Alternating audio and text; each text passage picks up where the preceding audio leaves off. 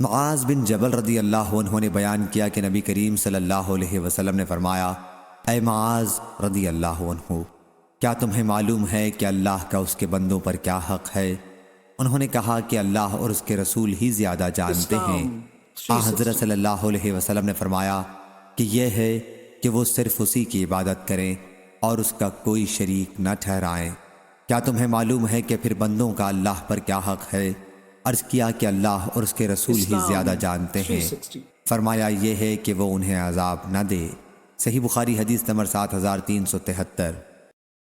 حضرت ابو سعید خدری رضی اللہ عنہ نے بیان کیا کہ ایک شخص نے ایک دوسرے شخص قتادہ بن نعمان رضی اللہ عنہ کو بار بار قل هو اللہ احد پڑھتے سنا۔ صبح ہوئی تو نبی کریم صلی اللہ علیہ وسلم کی خدمت میں حاضر ہو کر اس طرح واقعہ بیان کیا جیسے وہ اسے کم سمجھتے ہوں۔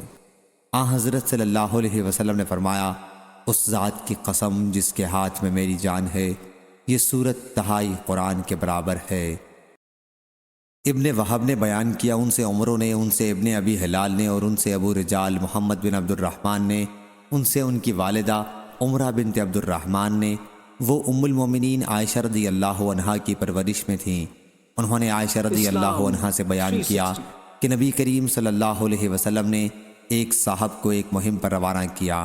وہ صاحب اپنے ساتھیوں کو نماز پڑھاتے تھے اور نماز میں ختم قل هو اللہ احد پر کرتے تھے۔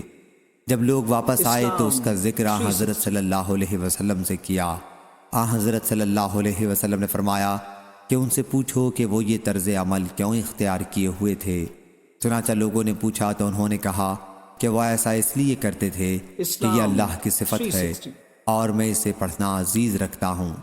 حضرت صلی اللہ علیہ وسلم نے فرمایا کہ انہیں بتا دو کہ اللہ بھی انہیں عزیز رکھتا ہے۔